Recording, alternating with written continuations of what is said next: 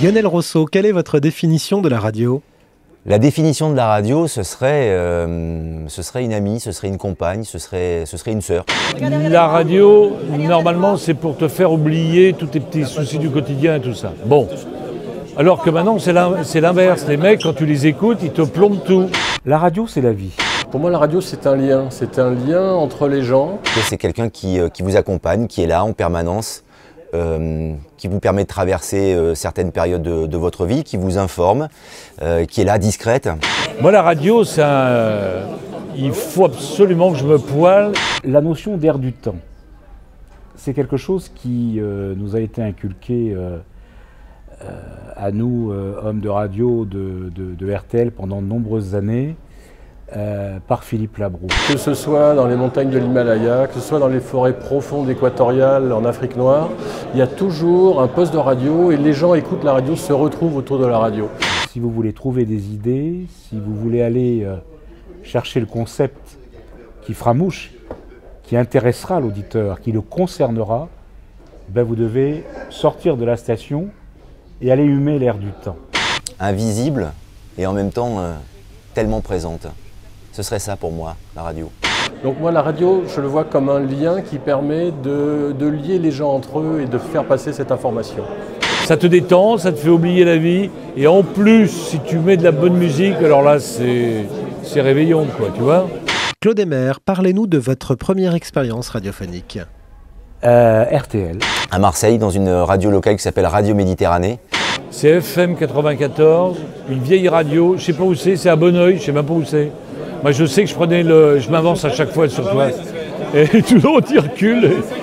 Avant de tenter ma chance à Radio Méditerranée, puis après d'y travailler pendant quelques années, je faisais des cassettes pour ma grand-mère sur ma vieille chaîne IFI et je posais ma voix entre les chansons pour laisser des messages personnels qui faisaient plaisir à ma grand-mère, donc elle avait une cassette chaque semaine. Ça devait être le concert d'Alan Stivell en 1973-14 je crois, où je n'avais pas pu aller, mes parents ne voulaient pas que je sorte et j'ai écouté ce concert pendant la nuit à la radio et c'était un instant absolument merveilleux.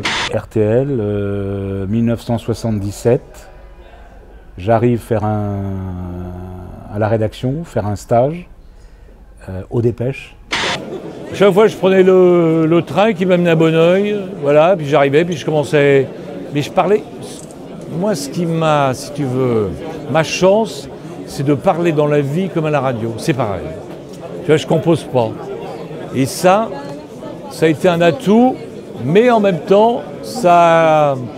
Des gens qui n'aimaient pas, c'est des espèces de gouailles. Cette gouaille faubourienne. Avec un petit peu de chance, en décrochant son téléphone, on dit voilà, je voudrais bien être animateur à Radio Méditerranée. Comme c'était une radio associative avec un bon esprit, avec un mélange philosophique, culturel, intellectuel, très riche, très intéressant, j'y suis allé, j'ai un peu traîné dans les locaux, puis finalement, c'était de la radio bénévole, donc on m'a dit vas-y. Première fois au micro, 1980, Maurice Favière. On lance un jeu dans la petite matinée. C'est à l'époque où les animateurs assuraient la première tranche du matin, qui était une tranche dite de divertissement, avant l'info.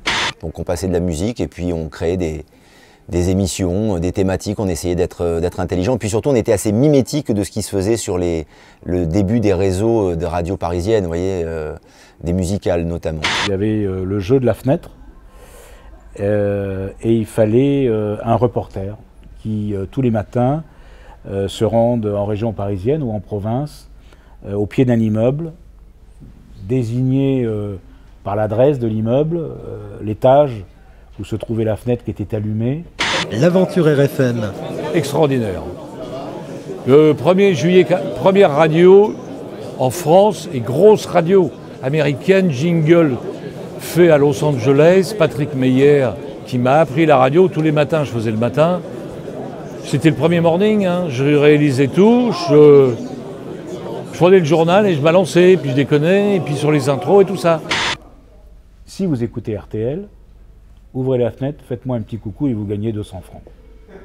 Voilà mon premier job parlé à la radio. Il faut savoir un truc, c'est que moi, bien avant la radio, je sortais avec une hôtesse de l'air qui m'envoyait des cassettes d'animateurs américains. Tu avais Rick Dees sur Kiss FM, Wolfman Jack, le mec que tu vois dans American Graffiti, Dr Demento qui était un fou furieux. Ils étaient obligés de l'attacher sur sa chaise, c'était horrible.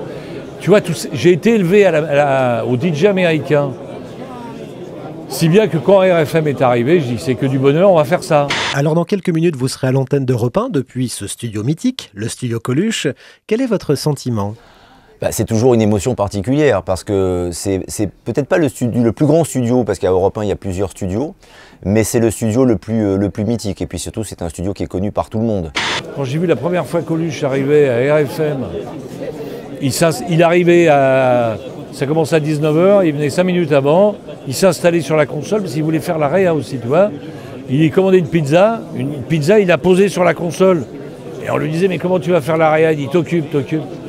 Et puis, il commençait à parler et il poussait tous les potards. T'as tout qui partait, les disques, les pubs, et il parlait par-dessus. Être dans le studio Coluche, c'est un truc, si vous voulez, ça dépasse la personnalité, ça dépasse le personnage Coluche. C'est devenu une marque, quoi, le studio Coluche, d'une certaine manière.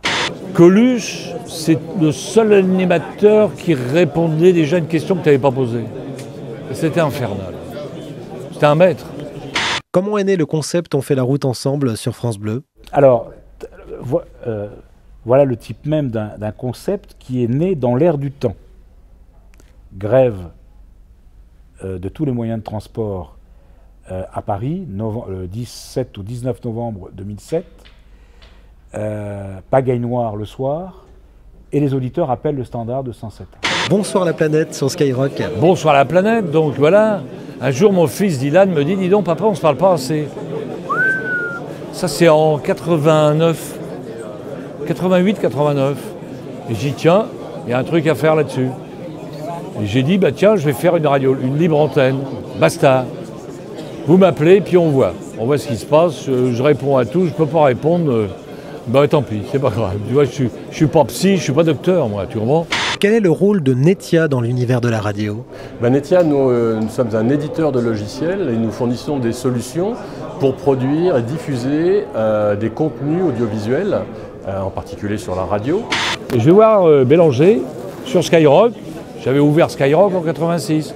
Je vais le voir, il m'a dit, tiens, l'audience n'est pas terrible le soir, on va faire un essai. C'était le 31 décembre, je prends l'antenne à 22h. Et on a créé un vrai concept. Chaque auditeur dans sa voiture était un patrouilleur et donnait les informations sur les endroits qu'il fallait éviter, parce que c'était tous les soirs, pendant 3 semaines, une pagaille noire et monstre à Paris et sur l'ensemble de l'Île-de-France. J'arrive à l'antenne, putain, j'étais mort de trouille. J'ai dit, qu'est-ce que je vais leur raconter ? Puis j'avais créé ce jingle avant, Bonsoir la planète, qui est quand même Bonsoir la planète ! Un booster, quoi. C'est un sacré jingle que j'avais piqué sur Robin Williams. Quand il fait Good Morning Vietnam et qu'il gueule, je fais pareil, mais bonsoir la planète. On démarre. Je donne le numéro de téléphone de la station, complet. Et là est né un concept qui d'ailleurs a été repris par l'ensemble des stations du réseau France Bleu. Peu de temps après mon départ de 107.1, on fait la route ensemble, c'est un slogan qu'on trouve sur toutes les antennes du réseau France Bleu. Tout le monde appelait, le standard était booké, il n'y avait qu'une nana, la pauvre. Elle ne savait plus où elle était. Ça a démarré immédiatement. Et donc on s'est dit, là, il y a un manque. Pour que ça marche autant que ça, il y a un manque. J'ai démarré le lendemain. 3 semaines après, on était number one le soir à 20h. Il va y avoir 500, 600 000 au quart d'heure, sans pub, sans rien. Imagine un peu, incroyable. Comment imaginez-vous la radio de demain ? Je crois qu'elle ne va pas beaucoup changer de ce qu'elle est aujourd'hui, parce que la radio, c'est de l'habitude. Alors la radio de demain, j'y ai réfléchi. La radio de demain, c'est du contenu avant tout. C'est du contenu qui soit, et c'est un peu paradoxal, audio, mais aussi vidéo. Alors on pourra faire la radio filmée, on pourra créer toutes sortes d'interactivités. On devra toujours imaginer une radio concernante. La radio de demain, c'est impossible en ce moment. Avec tout ce qui s'est passé, normalement, il faudrait une radio avec une émission d'opinion.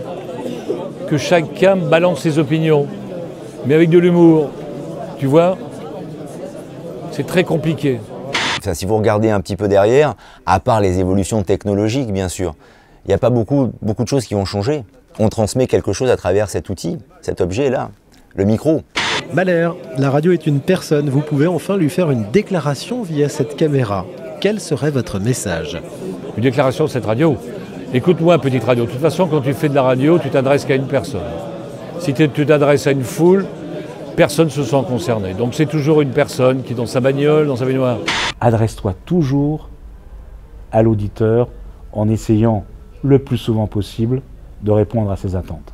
Tu m'as accompagné tellement longtemps que c'est pas demain la veille qu'on va se séparer. Donc on est encore ensemble pour un petit bout de temps. Merci pour tout.